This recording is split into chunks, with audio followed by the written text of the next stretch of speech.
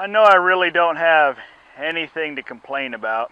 Here I am sitting down in zone 8 and I'm really disappointed that my lemons just have not ripened yet. And tonight it's October the 31st, it's All Hallows Eve, and we're going to get our first frost. I know, don't leave yet. I've lived in Colorado, I've lived in upstate New York. I understand snow before Halloween ever comes. So I'm not necessarily, well, yeah, I'm complaining. I really wish I didn't have to deal with it. I'm supposed to be able to get lemons, but it's not happening. So here's what I need to do. We've got some work to do in the garden. I'm going to go through here and harvest what's left of my tomatoes. We're going to have a nice chicken taco dinner tonight, and so maybe, if you haven't had it before, you ought to look into fried green tomatoes. It's a standard around here in the deep south, and it might be something for you to do if you live in a place where your tomatoes are never going to ripen, or if you've got some that have started to grow again in the late summer, in the fall, and just aren't going to get ripe before your first freeze. So that's what I'm going to do with these tomatoes. I'm also going to save a few more of these hot peppers. I definitely have some Carolina Reapers and some ghost pepper.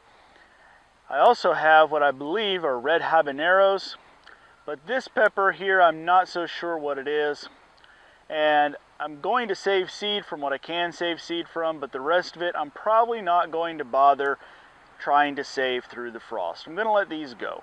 Some other things I'm going to start bringing in are some cucumbers that have become ripe and ready to be brought in that I don't want to have to try to see if they'll make it through the freeze.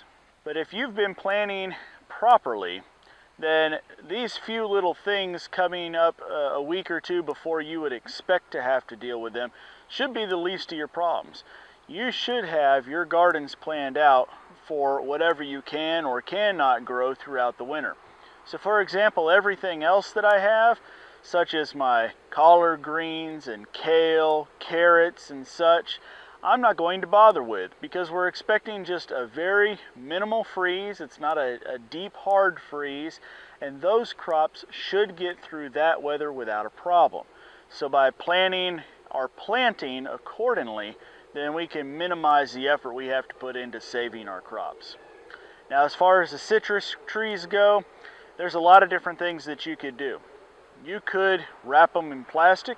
You could wrap them with a sheet or a blanket, or in my case, I'm going to bring them over here to a covered shelter, put them into the same area that we have our rabbits, and let them just spend the night in the covered shelter there. Remember, what we're really trying to do is not necessarily keep them warm, we're trying to keep the frost off of the shoots and off of the fruit. And I think I'm going to accomplish that in here with the temperatures that we're expecting over the next 3 days. Thank you all for taking the time to watch today. If you've made it this far, could you do me one last favor and just give the video a thumbs up and go ahead and subscribe to our channel. That really means a lot and helps our channel keep growing. If you really love the video, why not go ahead and share it on whatever social media you prefer. We really appreciate your help get the word out so we can share these tips with everybody. Now, go ahead and down in the comments below, leave all your hate mail about how you've already had snow or freezing weather for the last month, and I'll just see you next time.